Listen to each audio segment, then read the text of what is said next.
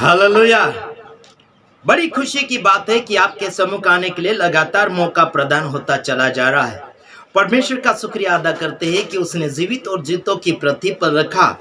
जिस परमेश्वर ने अलग अलग प्रकार के गुण और वरदान लोगों के जीवन में प्रकट किए हैं, उन लोगों को यही चाहिए कि उनको जो भी मिला है उसके अनुसार इस्तेमाल होने के लिए कोशिश किया जाना चाहिए। हालांकि किसी को अलग वरदान दिया है, किसी को अलग गुण दिया है।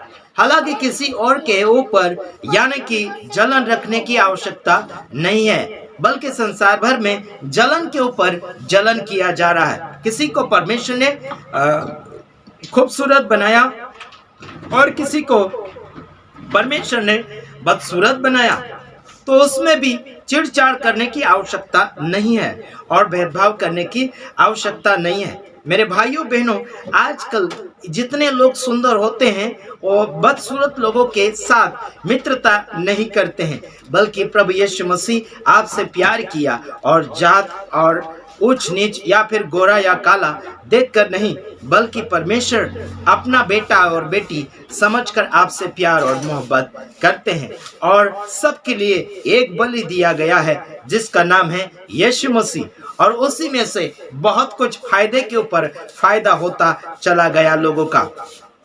समझ में आ रहा कि नहीं आ रहा?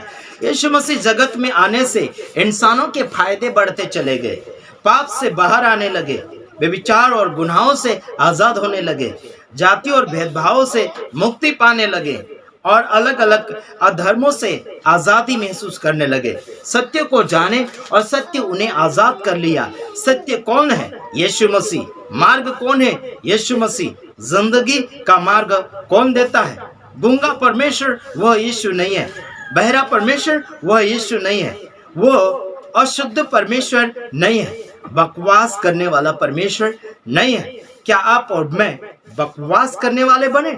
बिल्कुल नहीं। तो आइए हम देख लेते हैं परमेश्वर ने आपको जो दिया है, परमेश्वर के आत्मा के द्वारा जो आपको मिला है, जो आपके गुण के अनुसार या फिर आपकी क्षमता के अनुसार आपको परमेश्वर ने दिया है, उसकी ओर से वह आपको आगे की ओर बढ़ाना चाहिए। हालांकि किसी को और ज्यादा मिला तो कम वाला जलन नहीं करना चाहिए और उससे दूरियां नहीं बनाना चाहिए, लेकिन आजकल दूरियां बनाते चले जा रहे हैं। कम ज्ञान वालों से मित्रता तोड़ दिया जा रहा है ना? अनपढ़ों से मित्रता तोड़ दी जा रही है और कम नॉलेज वालों से दोस्तियां तोड़ दी जा रही है। समझ में आ रहा है कि नहीं आ रहा है? जो अपने आप को माहिर और होशियार समझ रहे हैं, मेरे भाइयों बहनों, प्रभु यीशु मसीह आपसे दोस्ती नहीं तोड़ता, तो आप किसी और से तोड़ने की आवश्यकता क्या कर रहे हैं? वो अगर सुधरना चाहता है, मदद कीजिए। वो अगर आगे बढ़ना चाहता है, उसकी आवश्यकता पूरी कीजिए। आपके पास अगर हैसियत और ताकत की गुंजाइश है तो जरूर कीजिएगा। आइए हम देख लेते हैं कुछ वचनों को। रोमियो उसका 12 अध्याय और हम देखेंगे 8 वचन से आगे की ओर बढ़ते चले जाएंगे। जो परमेश्वर की ओर से आपको मिला गया है उसे आप ढाकिए नहीं, आप छिपाइए नहीं, और लेकिन आगे की ओर बढ़ाने के लिए कोशिश करें। आइए देख लेते हैं 8 वचन से आगे की ओर पढ़ते चले जाएंगे। जो उपदेशक हो वह उपदेश देने में लगा रहे। क्या करे? जो उपदेशक है मतलब प्रचार करने वाला है, उपदेश देने वाला, उसको क्या करना चाहिए? उपदेश देते रहना चाहिए, समाचार बांटते रहना चाहिए, रुकना नहीं चाहिए। आगे लिखा है, दान देने वाला उदारता से दे। क्या करे? दान देने का भी लोगों को वरदान होता है। क्या होता है? वरदान होते हैं, गुणे होते हैं, स्वभाव भी होते हैं। तो दान देने वाला व्यक्ति दान उदारता से दे, कुड़ के नहीं और सोच विचार के नहीं, बल्कि उदारता से दे, देने से भी ज्यादा दे। समझ आ रहा कि नहीं? आप खुद भी दुखी नहीं होंगे और सामने वाले भी दुखी नहीं होंगे। इसमें आपके ऊपर मैं दबाव की बातें बिल्कुल नहीं कर रहा हूं। उपदेश देने वाला उपदेश देता रहे और दान देने वाला उदारता से दे, कुड़ के या फिर कंजूसाई से बिल्कुल नहीं। आगे लिखा है, जो अगुवाई करे वह उत्साह से करे, जो दया करे वह हर्ष से करे। क्या कहा गया? दया कर यानी कि अगुवाई करने वाला उत्साह से करे, खुशी से करे, आनंद से करे, गुस्से के साथ नहीं।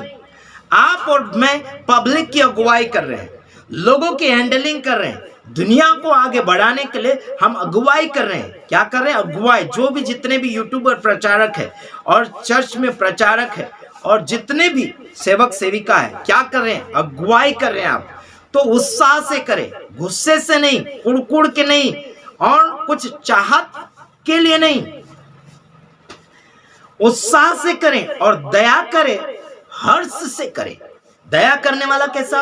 हर्ष से, खुशी से, और बड़ा चढ़ा के दया करो। मापतोल वाला नहीं, चेहरा देखकर नहीं, भेदभावी दया नहीं। चलो अगले वचन में, 9 वचन में, प्रेम निष्कपट हो। क्या हो? निष्कपट मतलब जिसमें कपट नहीं होना चाहिए, जिसमें छीछा भेदभाव वाला नहीं होना चाहिए। प्रेम निष्कपट हो। अपनों को भी सरीका प्रेम, दूसरों को भी एक जैसा प्रेम, ये मतलब निष्कपट, बिना कपट का। चलो आगे लिखा, बुराई से घृणा करो, भलाई में लगे रहो। क्या कहा गया? बुराई से घृणा मतलब नफरत करो, दूर करो, इसे धक्का दो, इसे हटा दो। बुराई को लागू मत करो जीवन में। और उसमें क्या करा? बुराई को घृणा करो और भलाई करो, लिखा गया। क्या करो मेरे भाइयों बहनों? या आपके अंदर गुण पाए जा रहे हैं क्या? मैं जितना पढ़ के बता रहा हूं, गुण पाए जा रहे का ढूंढो, अपने आप में टटोल कर देख लीजिएगा।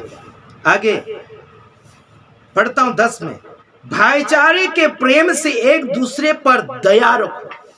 भाईचारे के प्रेम से एक दूसरे के ऊपर क्या करे? दया करना चाहिए आपको। आपके अंदर गुण, प्रभु के गुण, ये सारे आना चाहिए। ये कुछ लोग वरदान कहते हैं, कुछ लोग स्वभाव कहते हैं, कुछ लोग प्रैक्टिकल जीवन कहते हैं। आप किस रीति से इन बातों को अपने जीवन में लागू करना चाहते हैं, कर लीजिए और प्रैक्टिकल कर लीजिएगा। भाईचारे के प्रेम से एक दूसरे पर दया रखो, लिखा। दया रखो, बुराई मत रखो, जो है सो है, सुधारा होना चाहिए। आगे क्या लिखा देखो, परस्पर आदर करने में एक दूसरे से बढ़ चलो। क्या लिखा? परस्पर मतलब एक दूसरे से आदर करने में बढ़ के चलो। उसने थोड़ा आदर किया तो आप ज्यादा आदर करो, ज्यादा इज्जत करो, है ना? उसने कम भला किया तो आप ज्यादा भला करो, कम मत करो। हेलो, एक्सक्यूज मी, मैं जो भी करता हूं बढ़ चढ़ के करता हूं। क्या?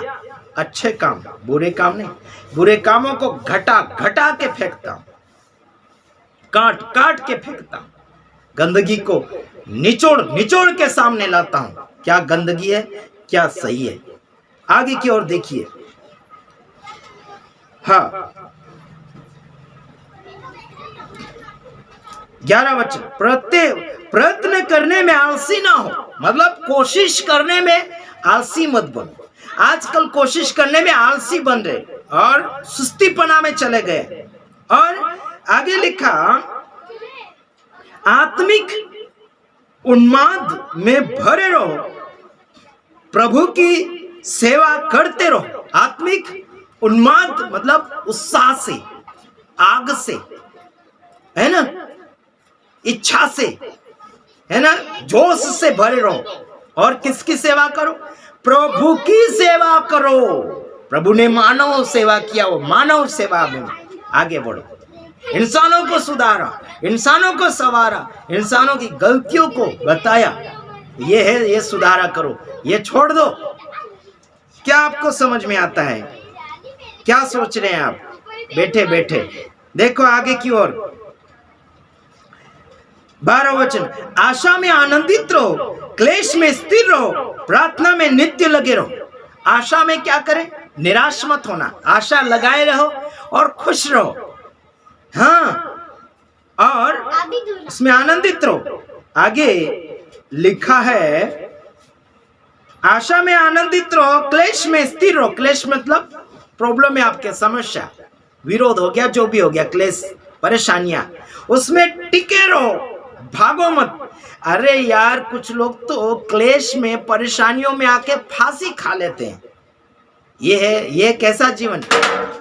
ये कैसा जीवन है? हेलो, ये कैसा जीवन है? आपको मालूम ये कैसा जीवन है? आपको क्या समझ में आ रहा है? ये कैसा जीवन है? हताश होने वाला, हिम्मत हारने वाला जीवन जी रहे हैं। कभी फांसी खा के मर रहा है, कभी दवा पी के मर रहा है ना? कोई एक्सीडेंट में मर रहा है, जानबूझ के मर रहा है, कोई भूखा मर के मर रहा है। ये क्लेश में फंस जाते हैं और अपने आप को निकालने में फेल हो जाते हैं। कैसे हो जाते? फेल। ये फेल होने वाला व्यक्ति के अंदर दुष्ट आत्मा घुसी हुई है। हिम्मत हार जाता है, रोने लग जाते हैं, फलाना ढेकना, बहानेबाजी। अरे भाई, अच्छा पा लेते हो, आनंद करते हो, मुश्किल में पड़ जाते हो, मरने की बात करते। तुम्हारे बाप की जागीर है क्या? मरने की बात करते हो?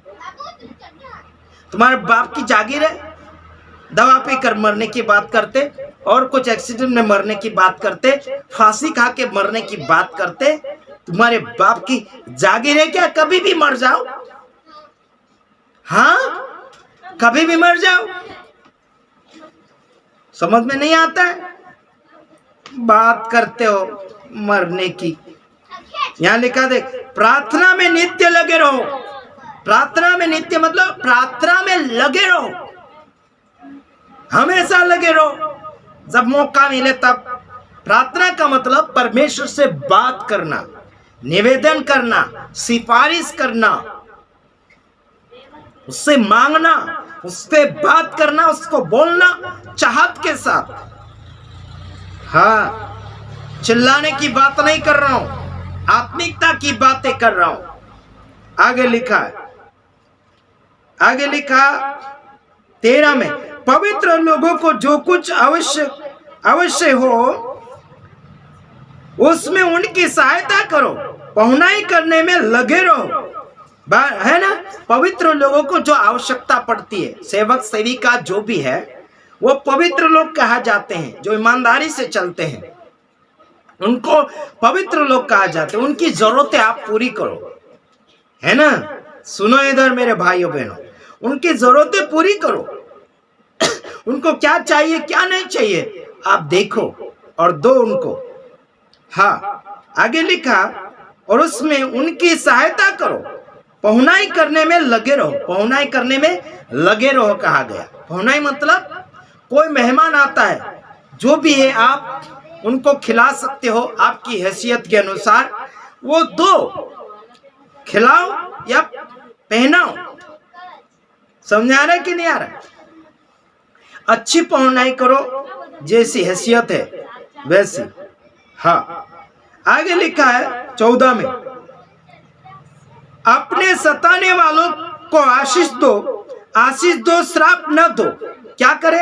आपको कोई सता रहा है, उसे आशीष दो मतलब आशीर्वाद दो, उन्हें समझाओ, उन्हें अच्छाई की ओर लाने के लिए उनको बातें करो। हेलो, या फिर परमेश्वर से प्रार्थना करो कि प्रभु उन्हें बुद्धि, ज्ञान, समझ, शक्ति दे, या फिर आप अपनी ओर से जवाब दे सकते हैं तो दीजिए। जैसे मैंने बीते हुए दिनों में यूट्यूब, सोशल मीडिया के द्वारा विरोधियों को जवाब दिया। अभी शांति में है, कुछ जगह और भड़क रहे हैं, हम कई दिनों के बाद और उनको जवाब देंगे। चलो देखते हैं आगे। आशीष दो, श्राप मत दो। मतलब इनका ये हो जाएगा, वो हो जाएगा, घाटा हो जाएगा, ये मर जाए, वो मर जाए, ऐसा मत बोलो।